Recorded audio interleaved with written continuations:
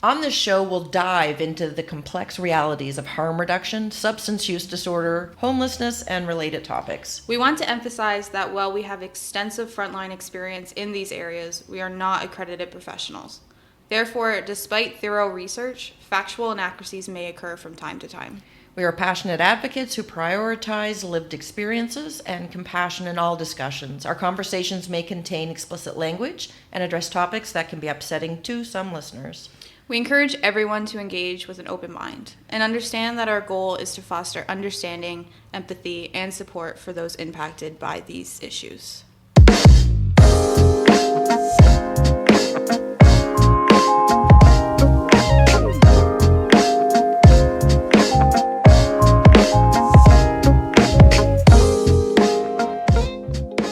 Thank you, everyone who has listened and shared and liked and downloaded and Given feedback. So important. Emailed. Oh, yeah. Followed us on Instagram and TikTok and The Facebook. just thank you. Just thank you. Well, this has been a big goal for us to have this good feedback and good energy and we're at you and that, however you look at the statistics on whatever you call it for our podcast, things are going well. So thanks so much, everyone. Yeah. So, welcome to our show. Welcome to A Dose of Reality. I'm Cassandra. I'm Tanya. And we have a good episode today. Tanya's really excited for this episode. So I am. We have our first guest today. It's happening. We're waiting for him to arrive. But I can hear him in the background, so he hasn't forgotten us yet. Pulling up in his Corvette. Josue Gauguin, team lead of the OPS here at Ensemble. Yes, we looked very hard to get him on the show today. Thank you for coming, Josue. Yes. Yeah, no problem. So, Thanks for having me. Well, absolutely. Absolutely. So this is exciting because to me, nobody really knows in Moncton, or, well, outside of Moncton, forget it, but nobody really understands or knows what Ensemble's about. I still talk to people and they're like, oh, Ensemble, what is that? So today we're going to talk about it. Mm-hmm. So Tanya, we always start every episode with a check-in. So let's ask our guest first. Josue, how have you been this week so far? We can talk about it. Okay, so we had an incident on Monday, which kind of put us all collectively in I'd almost go to say a funk. I'm still... A funk? It threw me off. Yeah, it threw us off for the week. So we had an incident on Monday that really speaks to the barriers in what the systemic barriers, I guess. And gaps in the community. So, trying to figure out how to say it, without, as professional as possible. So on Monday we had an incident where we had a client and you were both more present than I was, so jump in at any time, but we had an individual in our overdose prevention site who was clearly in a mental health crisis, and there was absolutely no services for that individual. And last resort is to call 911. So you called the mobile crisis units. I called mobile crisis. I called mental health and addictions to get connected to mobile crisis. I have no idea why it didn't come up properly. And then we resorted to 911, and we did get the help we needed in the sense that we had a client that wasn't safe and she was taken to safety at the hospital. But we didn't get the results that we hoped we would. We just don't have mental health services in Moncton to this degree. So what happened was, because we had no mental health services or mental crisis services, I guess, we had to, our last resort was to call the cops. So the cops showed up, and this particular client had a syringe in her hand. And I think it really needs to be known that the staff here at Ensemble, the staff here at the Overdose Prevention Site, we are very good at our jobs, and we know how to de-escalate, and we know how to approach these situations. However, and Josue, you were there, you saw her. I don't even know if I saw her that day, but she was not in a state to be talked down. She was not. No, I would say she was in psychosis, and wasn't in a state to No. be talking. She didn't really know exactly where she was, and she was really talking to us just at things that she was experiencing. So there was no de-escalating, I suppose. And then the officers showed up, and perhaps it's through lack of proper training to deal with these kinds of situations, Yeah. but they didn't respond the way that we would have liked to have seen. It was a bit more brutal. Yeah, so she got tased, right? Because she did have a syringe in her hand that she would not put down. But there's clearly, the officer was telling her to put the syringe down, and that officer was not present to her. Because it came across like she wasn't listening, but there was no words getting retained in her head. So the whole point of bringing this up, I think, is just that we had an incident on Monday, and it just really spoke volumes for the whole staff about the big gaps in services we have. Because what we had wanted, the reason for us to make that call, for one, is us being like, we really need help. We really need backup here. Because the staff we have on hand, the whole staff's capable, but we have reached the point where we don't know what to do. We can't have this individual here all day. We are in the middle of a shift change. That wouldn't be fair to the new staff coming in.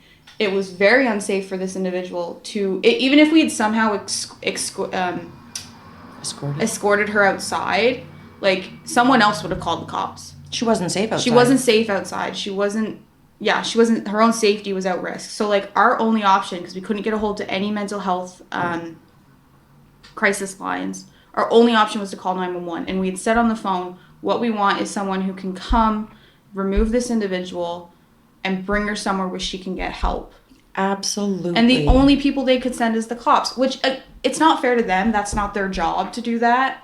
I get that. So I'm not I'm not going to talk about the cops. I'm not going to talk about yes, she was tased, and big respect for the cop, because he did come back the next day and explain to us what happened, how safe she was, and she, she's okay. We have seen her since then. Yes. She's okay. But it just really speaks to the lack of help that we have in this community.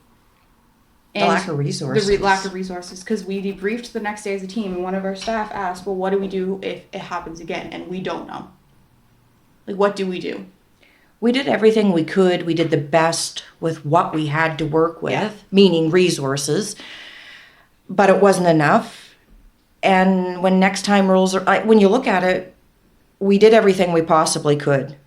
The outcome wouldn't have been any different. No. I don't think. I think about it, and I'm just I don't think it would have turned out any different.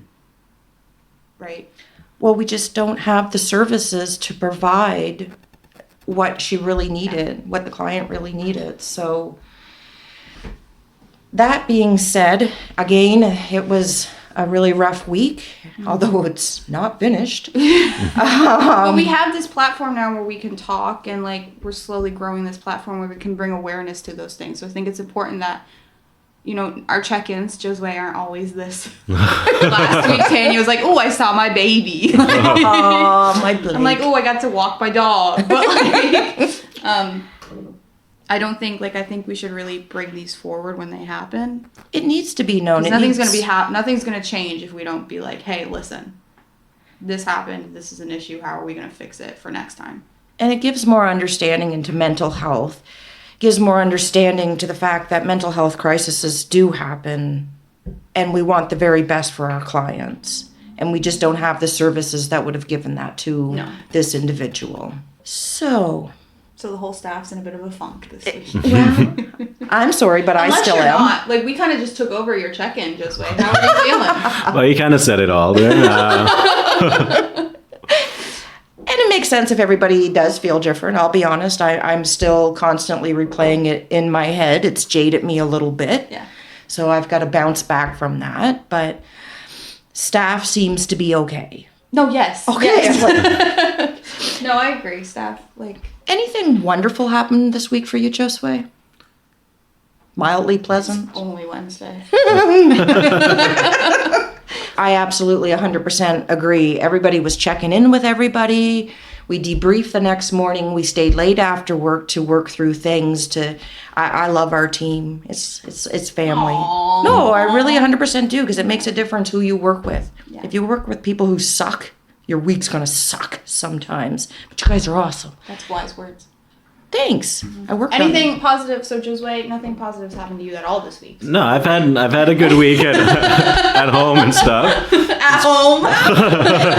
Fine. How's your puppy? My puppy's great.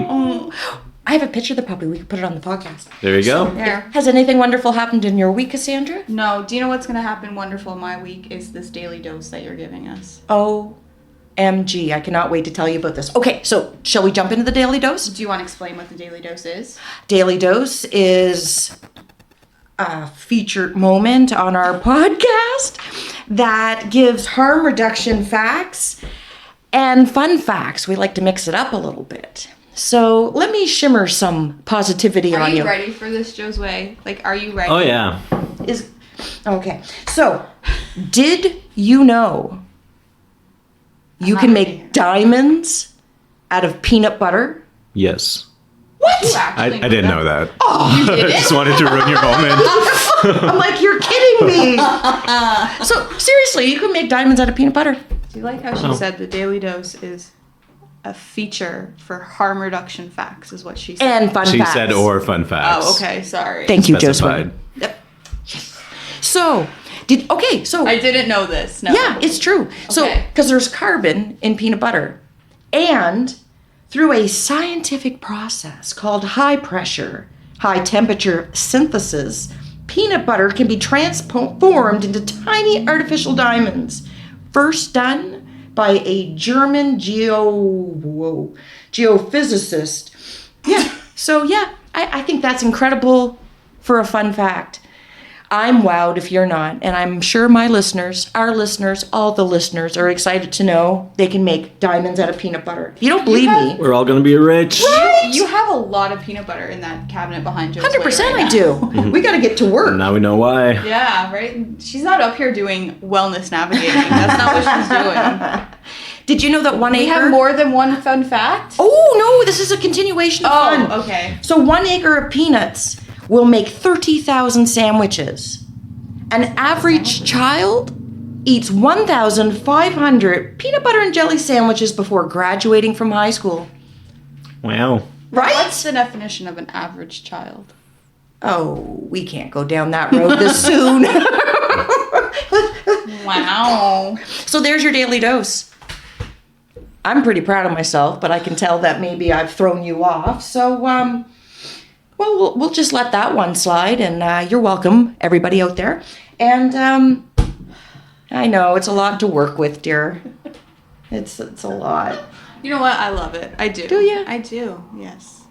So we are going to touch a little bit about what Ensemble is. I guess not so much what Ensemble is, but the services we offer, because we've talked about harm reduction, and going forward we're going to mention, OPS, NDS, and things like that a lot. So we have it's kind of worked out that Tanya and I host this podcast, and then we brought Josue in because I'm the coordinator of the needle distribution service. So we've had the needle distribution service since 2007, and it is exactly what it sounds. We distribute needles, basically. So Awesome. yeah, so we do it to help reduce the transmission. Am I saying transmission? Is that a truck thing? No, there are transmissions on it, but you're 100% on the transmission. I completely blanked then. It's so warm in this room. I was like, I don't know if that's the right word. Comfortably warm. We hand out, okay, I'm feeling more frazzled too. Deep breath. it's okay, it's fine. Start again. So Cassandra, what is the NDS? Thank you, Josue. I will gladly tell you. So, I'm just going to say, Ensemble has had the needle distribution service since 2007. Do you know we used to operate it out of a van? What? We used to have a van. Okay. Oh, I knew you had a van, but I didn't realize you went around passing out harm reduction supplies. Yeah, like years ago we used to have a Really? van. Yeah. That's But I think it was awesome. before its time. Like now that would be amazing. If we had a van, we could just drive around and give out supplies. Yeah. But at that point it wasn't, the clientele's not like it was. Yeah. So we have a needle distribution service to reduce the transmission of sexually transmitted and bloodborne infections. So to do that, we hand out Thank you. Thumbs up. To do that, we hand out syringes. What else do we hand out? Meth pipes, crack pipes, cookers, vitamin C, water, tourniquets, alcohol swabs, naloxone kits. Sometimes socks. Yep, socks, yeah. Harm reduction. Condoms. Yeah.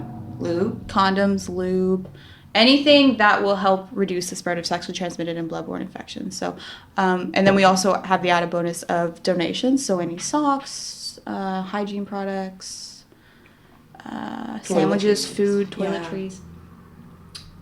We do have, so a little background, I guess, about it is we do have limits we can give out on supplies. And I do talk about this because people ask sometimes, well, how many syringes can you hand out? Because we're always seeing the syringes in our parks.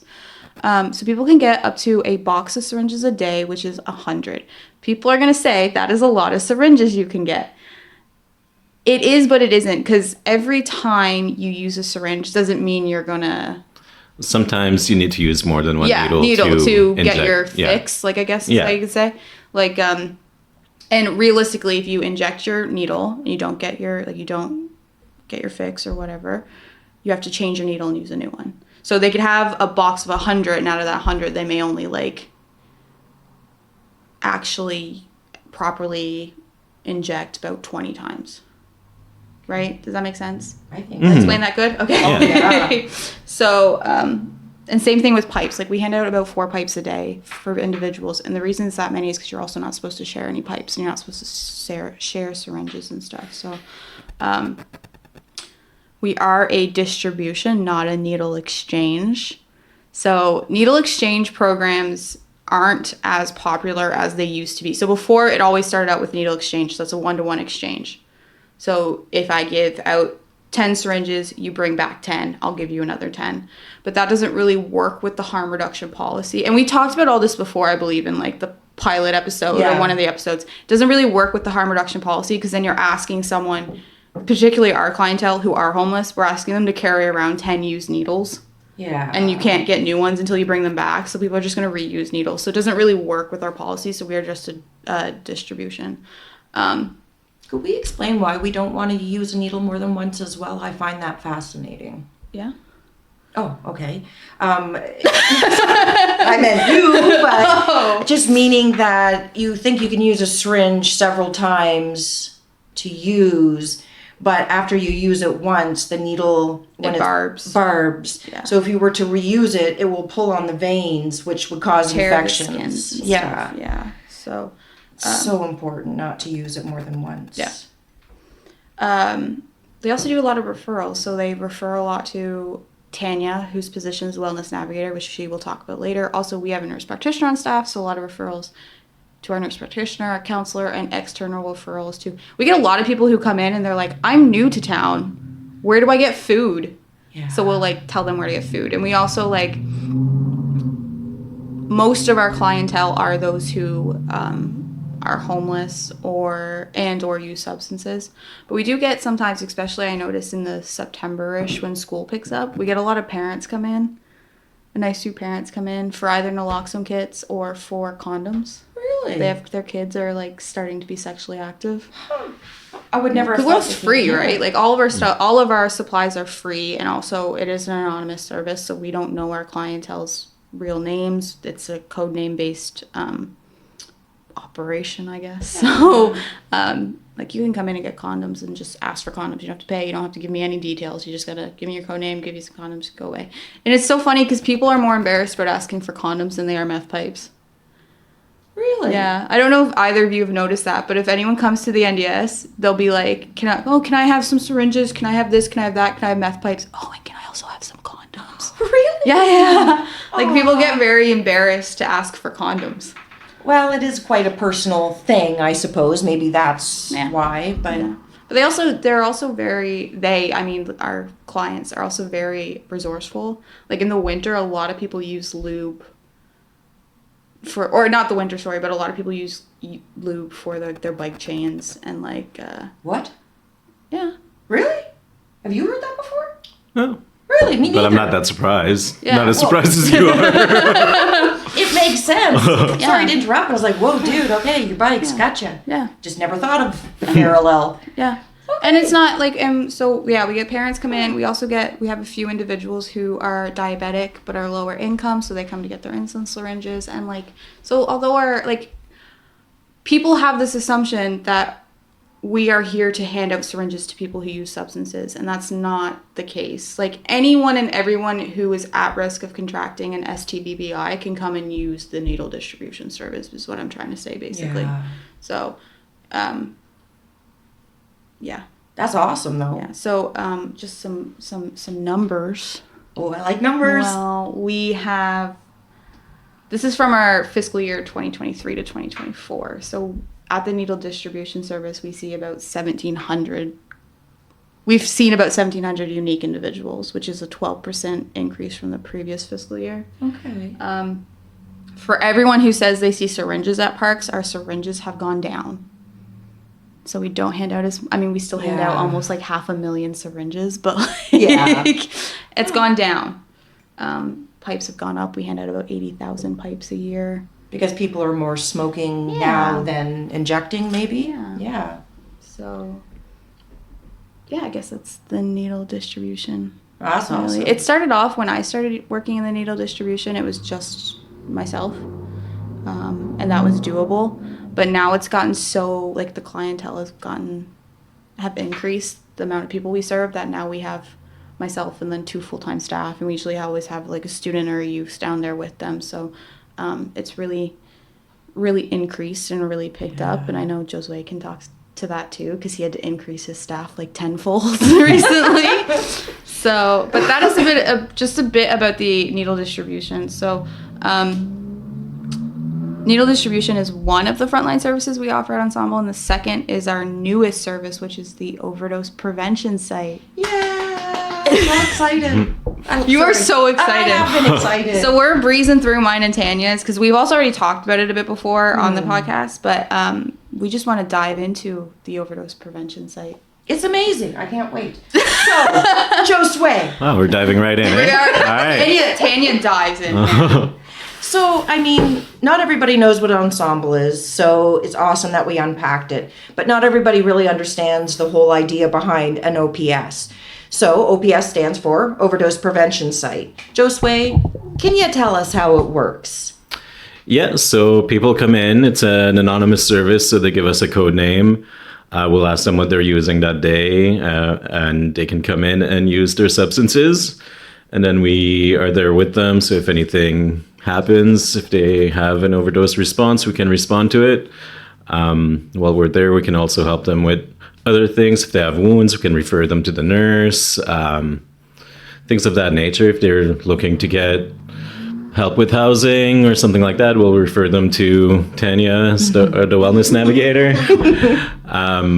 But yeah, it's like the first point of contact for people who are actively using, and it's a safe place for them to use, so they're not using alone. And I really think you said that, the first point of contact, because I remember reading somewhere once that like places like needle distribution services and overdose prevention sites are actually similar to the first step to recovery or treatment or what have you, because it's at that point where the individual has decided to, I'm going to do everything I can to keep myself safe, so I'm going to go to an overdose prevention site, because I know that the staff there are going to help in case I do overdose, or I'm going to go and get sterile syringes, because then I'm going to reduce my chances of contracting an STVBI. So for people who say that these things aren't useful or important, it gives back some of that autonomy and empowerment to people who use substances. And you don't just see people who like you have like quote unquote the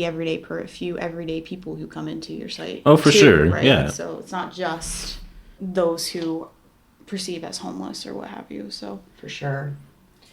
So, Josue, thank you very much, first of all, for explaining that, sir. But so 90s talk show. what? Man, 50's been a bitch this year. Holy, I'm getting slammed left, right, and center. But it's okay. I got to be a grandma this year, so 50 works. So anyway, Josue, what was the response like the community had when you guys opened up the OPS? Any lingering thoughts, or was it supported? Was it? well, I would actually say it was kind of mixed. Like, Okay. Yeah. there are definitely always going to be people who are against it, and like there are people who have made complaints. The city often comes forward complaints that they've had about our establishment and like just like the people hanging around and stuff like that. And there's certainly people who don't want us in the downtown area. Yeah. And there are certainly other organizations that don't really understand where we're coming from with this. Yeah. And therefore aren't really supportive or don't really want to work with us to the same degree that they might work with other organizations. Right. But that being said, I mean, I think like I've seen in like comment sections and stuff, I've seen people being pretty positive as well. And I've seen some positive response, and like maybe that's what I'm choosing to see, but that's what I've seen some positive feedback from what we're doing as well. Remember, like, we haven't, the OPS hasn't been around that long. No, we've been open since November of 2021. Do you remember when it went, I ask because I do you remember when it like got announced in the news and it was like all over like Facebook? Do you remember what that reaction was like? Not really. Was it bad? Oh. I thought you were. That's why I was like trying to lead you in. No, it wasn't like.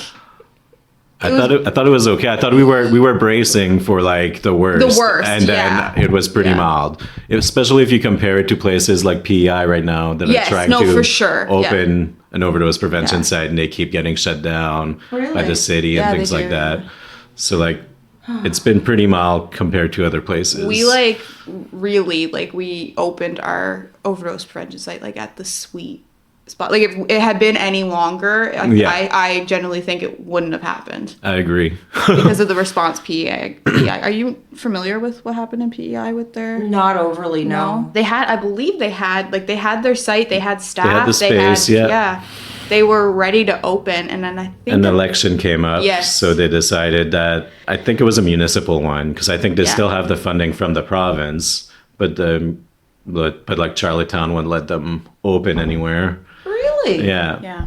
So they've had a few different sites, but each time they have to have like a town hall meeting type thing.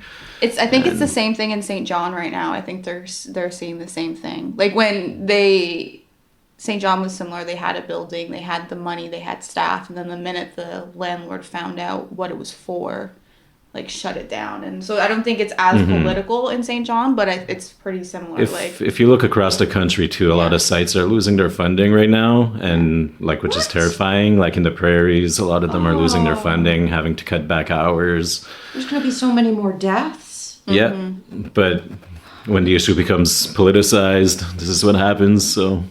Okay. People are scared of what they one thing I remember from I remember specifically the boardroom the morning it was announced, not the morning we opened, but the morning it like went public, I guess you can say. I remember we're sitting in the boardroom upstairs and Debbie goes, "No one look at the Facebook comments for the next day or so." Meanwhile, we're all like, yeah, I'm sure I did. Can't control us, Debbie. Right? But I remember people like, okay, the one criticism we had was our hours, but that wasn't our. People were like, "Oh, I guess substance use only happens Monday to Friday, 9 to 4 or whatever," because we didn't have the funding for staff. It was a starting point. It was a starting point, right? We couldn't jump in right away and be like, "We're open 24/7." So that one wasn't really like that big of a deal. But one I kept seeing is like people were just like, "This is ridiculous. You're giving them a place to use. You're enabling. And I remember someone had commented like, it wasn't like a big long rant. It was just someone had commented and like, "What do you think bars are?" Seriously though. Right? So you're right. We do have those people in the comments who like back us up and stuff, because they're right. A bar is a safe consumption site. So the whole idea of us chit-chatting is to unpack the idea of why Josue is it so important that we have an overdose prevention site in our community. Well, like the big like main point that always comes up is the obvious one, that we're saving lives just by being here and being able to respond to overdoses as they happen, so people aren't out using behind a dumpster where no one will find them, right? Yeah. I mean, there's more to it than that. I feel like we're meant to be like just kind of a piece of the puzzle. And like I mentioned earlier, we're kind of the first point of contact. And so like we can help people when they choose to receive help, whatever that might look like for them. Yeah. unfortunately, there's a lot of pieces missing in the system, which leaves us with a lot of gaps. The first point of contact is the only point of contact. Yeah, well, we're not meant to be like, it's not like you have an OPS and then, okay, issue solved. Yeah. But it's a good starting point. And then, but we do need to fill these gaps so that we can send people for whatever help they might need, whether it's housing or, we need more of those things. Yeah. But I think also just having a place like for them to come in the moment, I think, and like feel safe and, just be treated with respect. I think that's important to people. And I think our service can really focus on the moment, and we focus on the moment where we're at, and we can help people that way. But there are unfortunately gaps where it's hard to move past that. Yeah. But, I know people have said too in the past, like one thing they like about coming to an overdose prevention site is they don't feel rushed because they're not out like you said, out behind a dumpster, or they're out like in the park and they're trying to quickly inject. So they like, not to get it over with, I guess, like they're trying to quickly inject so no one catches them. Yeah. Or you know what I mean? But that's also very dangerous. well, here, what I think, like the feedback that we have gotten is that they have time to think about it. They have time to take like smaller shots. Yeah. They can like try it out first, see how they feel, then they kind of can gauge it a little bit more. So like, even our number of overdoses is probably lower than what it would be in like other organization where our folks encounter, because they have that time to think. They don't have to rush and hide. And so do you know, I know you know the number for like the fiscal year. Do you know how many overdoses you've had since you opened? you didn't ask me to come prepared with numbers. Do you know off the top of your head? Like I don't know off the top of my head. No? It would be roughly like over 200, but because last fiscal year, do you remember how many? Do you remember the number? I don't remember the number. 110. I was taking to it. 110. Anyway, But Sorry, yes, continue. Sorry. But yeah, we've had 110 overdoses last fiscal year. that's only counting when we administered naloxone and is called it? 911. Okay. So there's a lot of people that we were able to help with just oxygen, or just like monitoring them and like getting them up and moving and stuff. So really, like, a lot more people would have gone into an overdose response had we not been there. Yeah. That's incredible. Sorry. No, it gives is. me Yeah. goosebumps. Do you want to talk a bit about that? So like all the staff are going to be, but about a good portion of our staff right now are medically trained first responders. And that wasn't something that like when the overdose prevention site opened that we had the hindsight to be like, that's what we need, that training, was it? Like it was kind of brought to our attention, and then we realized how. Yeah, we're learning as we go, Yeah. and we felt it would be like a good asset to have to be able to deal with different kinds of emergencies, and also the oxygen specifically. Yeah. Because an opioid overdose is like a respiratory failure. So the first thing that goes out is your breathing, and usually your heartbeat elevates at first. So usually people still have a heartbeat when we catch them, because we can catch them right away. So we don't often have to do CPR, but we do have to give oxygen. So it's really important for us to have that on hand. Yeah. I think a lot of places should have that as well. Absolutely. Sorry, I'm just Yeah, in awe. no, Even though I work fine. in there sometimes too, I'm still like, that catches me right in the Do you feels. remember? I know you have questions, but I told you I was winging it. I so- like winging it. I just wanted to make sure I didn't go, That's Do you remember when, like, so 2 questions, I guess. Do you remember when you got hired, like, what your thought process was when you, because you didn't apply to be the overdose prevention site team lead. No, not at all. No. Clear that up. Well, I mean, Just like a personal note, I guess. Like, what was your thought process when you? I mean, I was excited to have the opportunity for sure. Were you very Of course, familiar? I wasn't super familiar. I thought that I was maybe more than I actually was. Okay. I came in, I guess, fairly naive, and then Yeah. reality reality quickly hit. Fair. I've been through a lot of Same, like been there. through the couple of years I've been here. Yeah. You know, I've been hit a few times, and like my mind has shifted a few times about how I see things, to like going from very optimistic to very pessimistic to moderately optimistic, I suppose. Wow, can I relate? That's cool though. Because you got to try to adapt. You can't just let yourself go into negative, but it's also very hard to see kind of, people being criminalized for their trauma and for their addictions. And it's just what they go through every day is just really brutal to just like sit there and try to absorb it every day. Takes a toll. So it does. Yeah. Because I remember too. So I remember, and I don't know if I've ever talked to you, like you or Nick or even Joanne about any of this, but I remember like the first 4 months we had open the overdose prevention site, we didn't have one overdose. No, I think it was even maybe more than that. Yeah, like 4 to 5 about, or like it was a while, for a long time, because Tanya wasn't on staff at this point, so for the first number of months we didn't see one overdose. So like I'm not a worker in the overdose prevention site, but I can imagine like that kind of like, first you're on high alert, high anxiety when you first open, I can imagine, and then it kind of like starts to. There was like a false sense of security there. Yeah.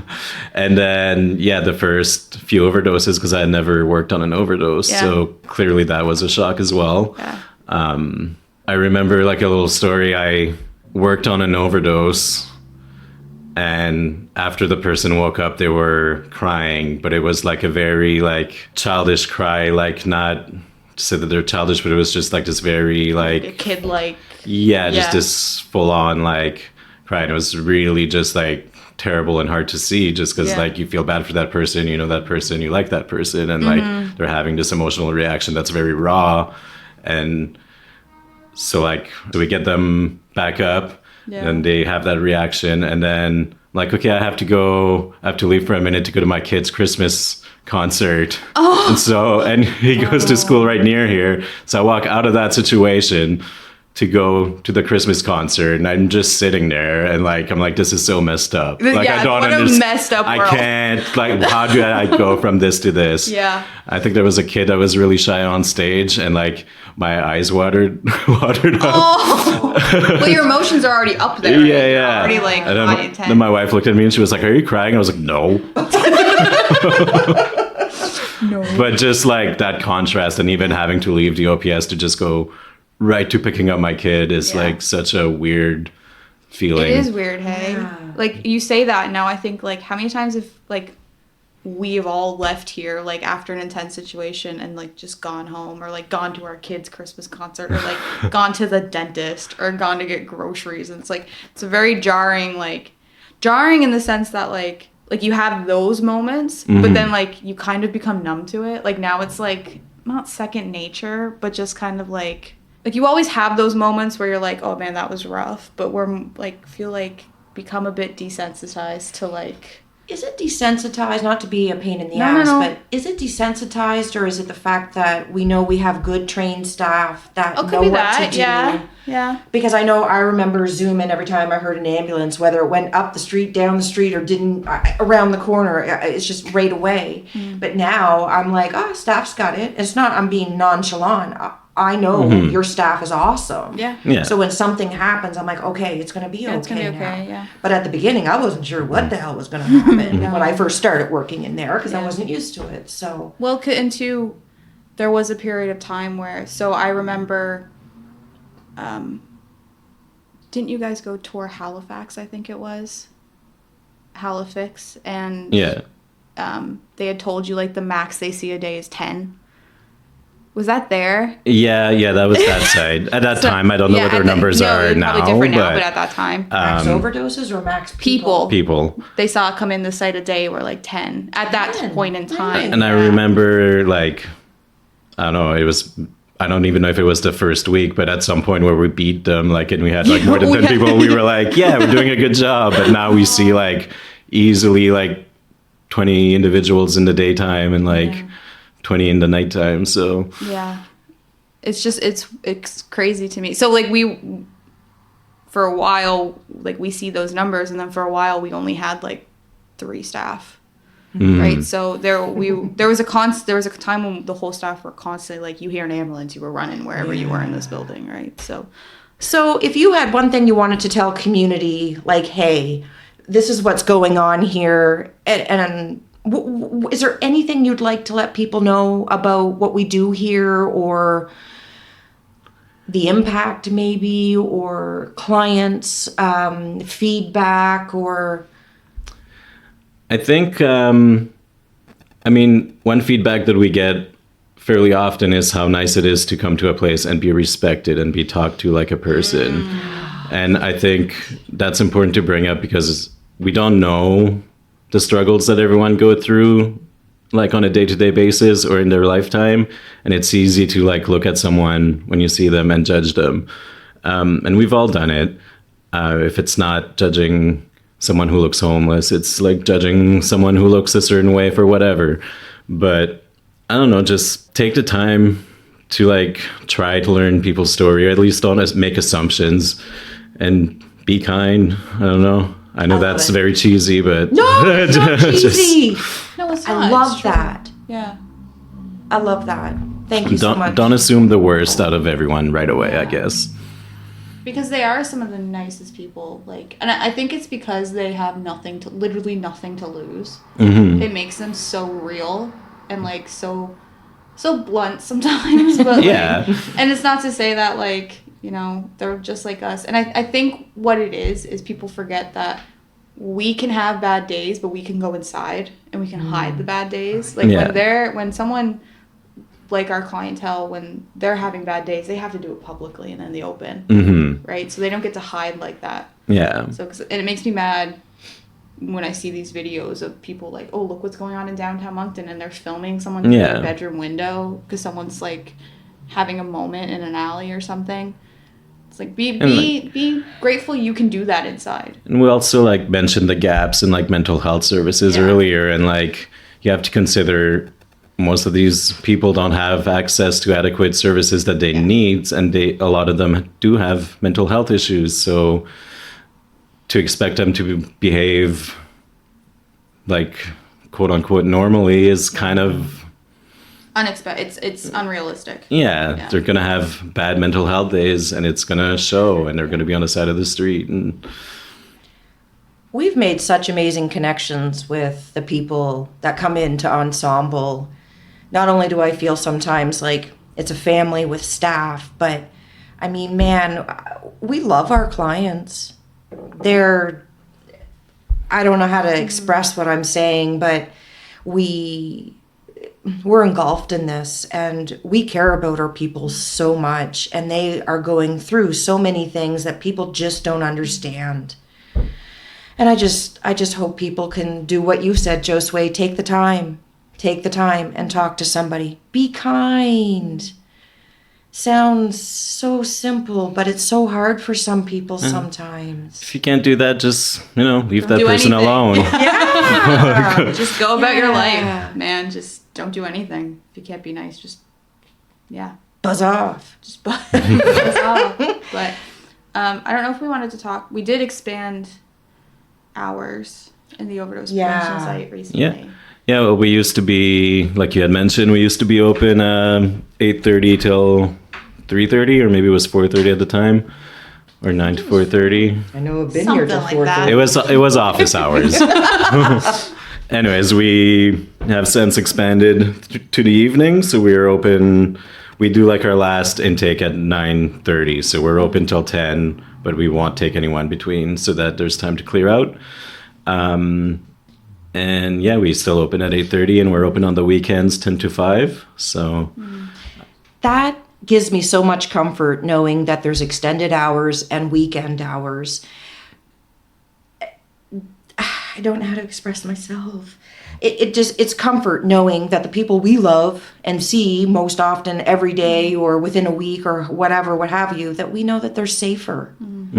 Even like, so one of the, we talked about it when we talked about the needle distribution, like one of the things we're seeing is people aren't injecting anymore. So that's kind of something that the overdose prevention site is, I would say, struggling with right now. Like trying to kind of work with is the fact that the OPS is injection use only inside. We don't have the proper setup for inhalation use. So to have a population that's now switching to smoking and inhalation when we're an injection site. So, but it's what I'm getting at is it's even comforting here. We do have a fenced in backyard that people can come here. They even just come here to smoke because they would rather be here where they know the staff is at the ready than like out somewhere else where they can smoke and stuff. So Yeah.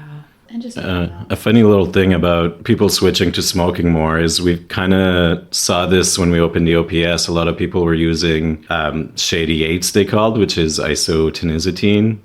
Ooh, that's think- that was a impressive. big word. Good Yeah. job. Thank you.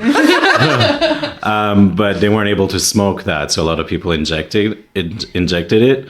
But then we saw, and at the time, like most people were not using fentanyl at all, but we kind of saw fentanyl slowly start to move in because we do ask people what they're using. And as fentanyl became more popular, they started smoking it more and injecting it less. But Really? yeah, and that's Okay. why the pipes have gone up, and it's the shift in the drug supply. Yeah. That is so interesting. I didn't know that about Shady's. So Yeah, we barely see them anymore.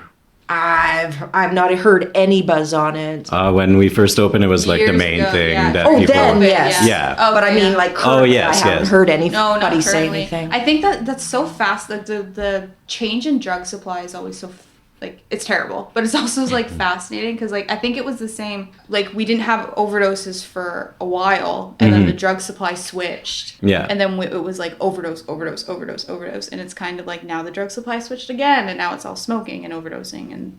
A lot of overdoses outside. I think the majority of overdoses now are. I think it will be for the summertime. Yeah, it well, had. yeah. It wasn't in the last quarter, Yeah. but I think it Will will. be in the summertime. And speaking of the change in drug supply, Josue, you've been on the news Yeah. weeks ago. We have a Also, once celebrity. before. And once oh my god, yes! No! I'm so sorry.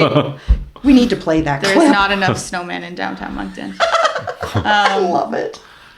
But yeah, you were on the news because of xylazine. Yeah, well, we have a machine here to test drugs, and we also have testing strips. So we have fentanyl, benzo, and xylazine testing strips. And so when people ask, we will happily test it and caution them that just because we don't find anything doesn't mean it's not in their drugs. It just means because like we're testing such a small portion that we can't say for sure, but if we do find it, then we can confirm that it's in there, and people have the choice to be more careful. And that's great for all the listeners to know that they can get drugs tested. Yeah, even if you don't come to Ensemble, like even if you've never been here, you can come here. You can drop a supply. You can wait for it, and I will test it. Ballpark, how long would it take to test it? I come in right now. Like, would I come back in 20 minutes, an hour, 2 days? If I have the time to do it right at the moment, it would take about 15 minutes. Okay. If I'm busy with something else, I could take your information and contact you later. I could try to do it the next day or whenever I have a day where I can focus on that. But That's awesome. That could save a life. Lives. So, Well, we did recently. We had not recently. I would say a couple weeks ago. Like an individual came in and he was just a recreational, he was a recreational substance user and he wanted his meth tested because, I guess like little caution is that right now we're finding fentanyls in everything. So even if you are someone who recreationally smokes meth, there's probably a good chance there's fentanyl or something laced in there. So, but he had heard about it and brought it in and got it tested by because other staff awesome. can do it too. Yes. Yeah, other staff can do it too. So, yeah, but you were on the news for xylazine. yeah. And do you want to talk about xylazine? Sure. Yeah. no pressure. I Are we mean, still seeing it? I meant to ask you this Yes. actually earlier. Cause yeah, no, we're still seeing it, and we're still seeing the effects on it because how people respond to it is different than even fentanyl. They'll be on the nod, which is what we call when they're like not necessarily unresponsive, but they kind of look sleepy, and you know we gotta have to keep an eye on them to make sure that they won't become unresponsive. But they're like that much longer we have to give a lot more oxygen for longer periods of time. And even sometimes like they're somewhat responsive, or like they're not quite overdosing, but we need to like shake them up every now and then just to like be like, hey, you gotta breathe and take those breaths in. So it makes it harder. Yeah. For like everything just makes the job harder. Yeah. It does make it harder, and Narcan will work on the fentanyl that it's on, but it won't work on the xylazine. So the effects of that will still be happening even if you give Narcan. So, but if in doubt, you might as well give Narcan just to make sure, because even if it just takes the fentanyl away, it's an asset nonetheless. Yeah. I've heard xylazine has issues with the flesh. Have you seen many wounds because of xylazine in OPS? Yes, we've seen, I don't know if it's a lot more wounds, but we've seen some that just look like, I don't know, more like open sores. Okay. We've been sending them to the nurse, and she's been treating a lot of people for it as well. I'm sure if you like I'm sure if you were to like get her on as a guest, she could speak on it for sure. But I'm sure she is seeing a lot more wounds. Yeah. Because, I mean, we typically see wounds a lot, period. But the xylazine, it's supposed to be like a flesh-eating kind of like, it's like an open sore that's just all open and big, right? Yeah, I couldn't comment on like the specifics of it, but like, yeah. Okay. I just find that sad. It's, like this population already has like terrible immune systems, and like Josue said earlier, they don't receive the same medical attention we receive. So like just to add another factor to it is just kind of like come on, man. Like Seriously, they're already struggling with basic needs, not luxurious needs. They're trying to survive. Sorry, but that's heavy. I love our people. It's not easy some days, so. Oh, we're in a funk this week, remember? Yeah, I'm still in my funk. Yeah, there's definitely some fun days where people are joking around, and then there are days that are chaotic where everyone's not joking around. We have to de-escalate a bit more, but But the respect here, I think you mentioned it earlier, is the respect we have here, because we give respect to the clientele, is like very apparent when we have those moments where it's like not joking around and a lot of de-escalation. Like it's very much like, I find for the most part, if things are getting intense, either the individuals involved or the individuals around them always remind them, hey, not here. Yeah, for sure. This is our place, not here. Like, this is our safe place. Take it outside. Or I love that. I'll always tell the story about one client who was like about to like punch someone's face in as he's walking out the NDS store, and then backs up to tell me, I'll beat him up on the sidewalk, don't worry. I'm like, cool, thanks. Thanks. Don't make it my problem, thanks. Well, that's respect in their form, and But that's beautiful. realistically what it is. Like, the overdose prevention site is their space. Yeah. Like, what else are they going to do if, like, anything were to happen to us? Like, to the business, right? Yeah, because there's no other overdose prevention site, per se, in town. That's huge to me. Like, I'd be devastated if this place got burnt to the ground. Can we debunk something for a second? Yep. So, one thing, I know this because I go and do naloxone training, so sometimes I get questions and I'm like, okay, that's clearly like a societal stigma surrounding there. So a lot of times people ask, oh, when you bring someone back, I hear they're violent, I hear they're throwing fists, they have weapons at the ready, and I'm like, no, that's not. Not quite. Just wait, how often is someone violent that you bring them back when you bring them back? Not very often. I mean, sometimes they will be mad because we did take away like their buzz in their eyes, but never also, at us though. No, and like, but they might be angry, but I wouldn't necessarily. They're not coming fist swinging. Oftentimes they feel sick. They've just been revived. They often don't have that kind of energy to fight, anyways. Most of the time, people are grateful, and even in those moments where they do get upset, they come around and are grateful afterwards, after they've had time to process it a little bit. I've had a few people who've apologized. Yeah. Yes. Like, I'm sorry. Like, they'll wake up and the first thing they say, like, oh, I'm so sorry I did that. I'm so sorry. Yeah. It's like, it's literally my job, for one. Also, don't ever apologize for that specific moment. So I think that's very common. A lot of people apologize as if it's a burden, and we try to remind them that it's not, and it's not a burden because it's our job. It's just like, it's not a burden because we care and we want to help them and we want them to be okay. yeah. So- Yeah. It's no different than if we were like paramedics who responded to a 911 call of someone falling down or something. Like, it's Yeah. literally, it's what we do. Yeah. So it's okay. On that note, if anybody's listening and has ever felt stigma or like they can't come here to use or anything, I remind people, thank you so much for coming to the OPS to use. Yes. So anybody out there, give us a try. If somebody uses, please don't ever use alone. The OPS is awesome. Do you remember your, like, and I can't remember if you talked about it already, you might have, I'm sorry, but do you remember the first overdose you responded to? I remember the first one we had.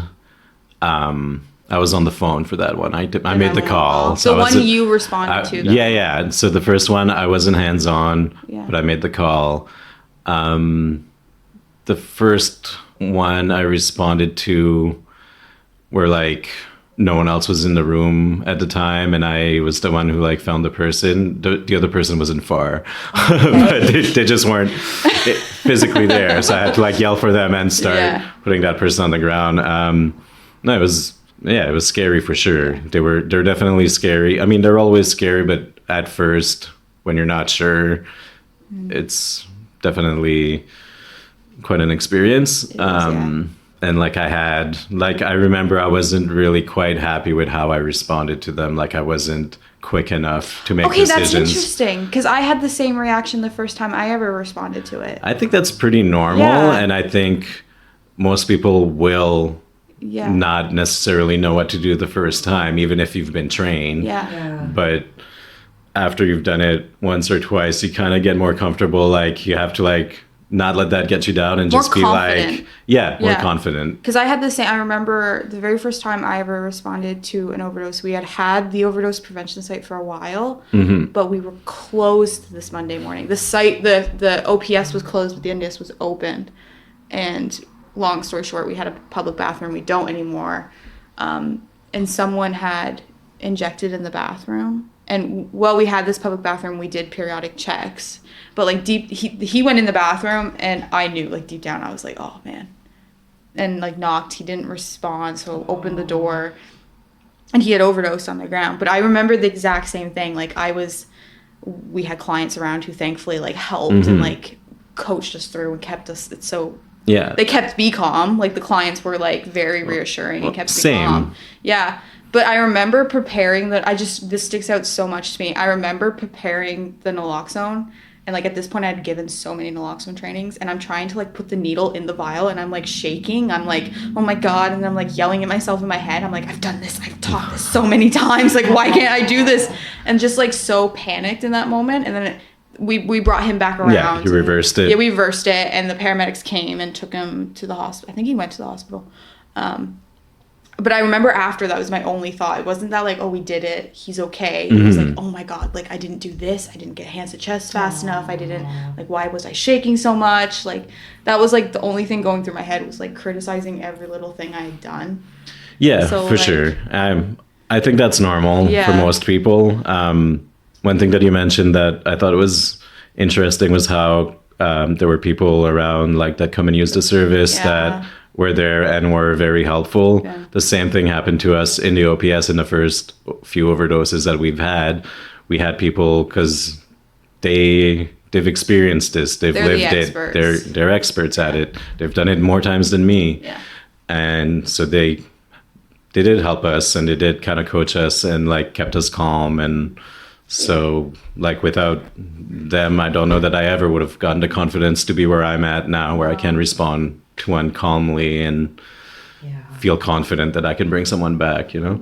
Yeah, That's almost very poetic. Yeah. Like, and it is, realistically it is. It's because of the clients that, like, we are now confident enough to do our job, which is to protect the clients. Yeah. Like, it's almost a very, like, that's a very poetic way to look at it. Yeah.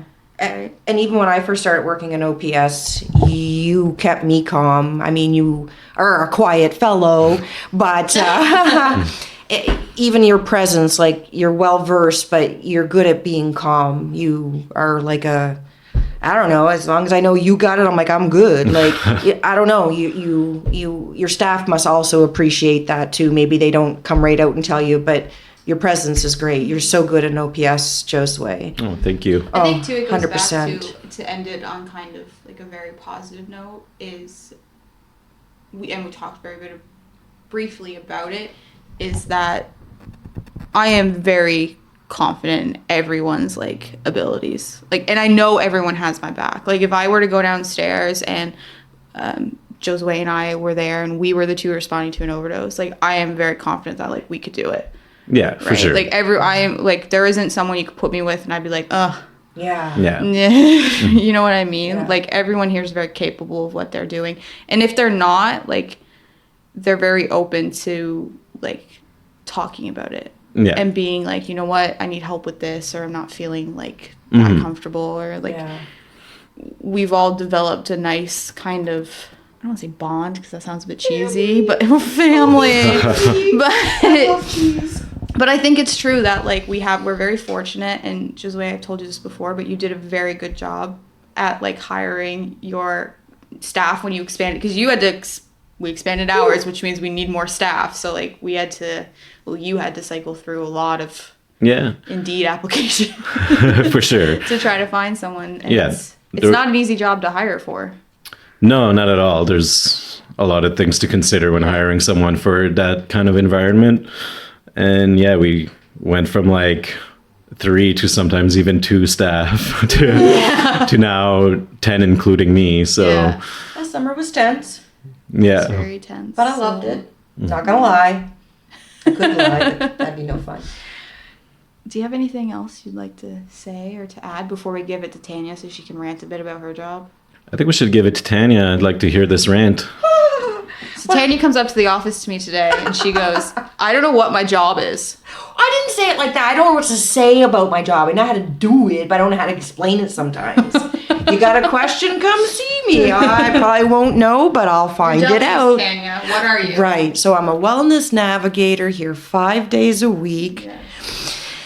It really is basically just, if you have a question, come see me, whether it's about social development, whether it's about your GST check that went into the wrong bank account, whether it's navigating complex social systems. And I don't know about anybody else out there, but man, some days are longer than others when you got to try to work at getting that paperwork, or like I said, navigating the systems. No, call this number. No, call this number. Well, let me tell you, I've learned a lot over the last year, because I had no sweet clue most of the stuff, like not most of the stuff, but some of the different things that I deal with. Stop making fun of me. You suck. But I love you. So referrals to community resources. I do housing assessments, provide one-on-one support, crisis management, organizing events with you. But really, it's just a lot of housing assessments, social development questions, subsidies, taxes. It's not easy to do that when you have a home to store your forms, or you have a home to, I don't know how to explain what I'm saying. We all have government things that we have to deal with. It's not easy. Kept in like a file folder. Well, in a yeah. desk at our home. I'm so not good with words. That's exactly it. So that's what I help folks do. I help them get set up. I learn almost every week a new process. I'm sure of it. So there's so many things I still have yet to learn. But yeah, that's what I do. I told Tanya the other day, because Tanya was downplaying herself. Oh. She was like, I don't know the answers. All I do is Google. All I do is look things up. Well. But just like, back me up on this, okay? Because I told Tanya the other day, she is literally like a pivotal part of the 2 frontline services. Yeah, 100%. Because like she's giving me a weird look right now. But it's true because you have Josue and his team operating an overdose prevention site, and then you have the NDS, you have the staff down there operating the NDS. None of us have time to stop and be like, oh, let me spend 3 hours on the phone with social development to help this client get their money, which is important. Yeah. Right? So if we didn't have you, the wellness navigator, to send them to, none of those things would happen. Well, thank Right? you. So yeah. like, yeah, you do all that and you have fun facts. I love fun facts. It's amazing. Thank you. I absolutely love my job. I love being with the people. I don't care what they need. I mean, if I can do it, great. If I can't, I mean, I got some boundaries and limits, but I love helping people. That's the best job I've ever had to date, and I'm 50.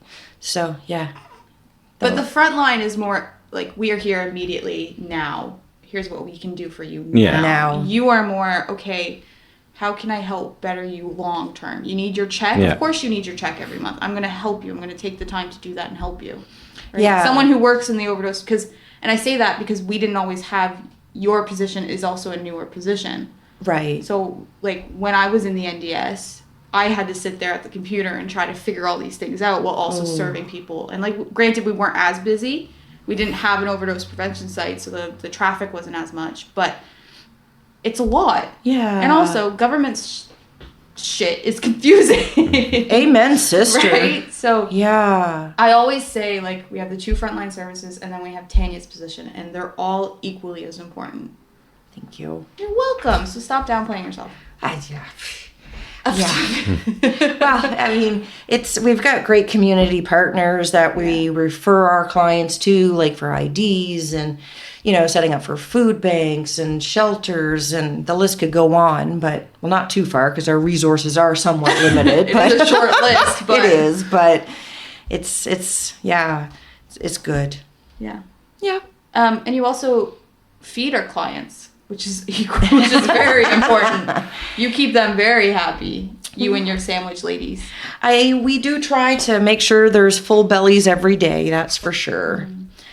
Thanks so much for listening today, guys. And Josue, thank you so much for coming. We've been so excited about you coming for being our first guest. And Cassandra, I think things are going well, sunshine. Everybody, be kind out there. I didn't say it as good as last time. She really wants a catchphrase. I did it on the last one. Thank you What so was much. it? Smash that like button. Oh, bam. Subscribe. I love it. Okay, thank you. Bye. Have a great week, everyone.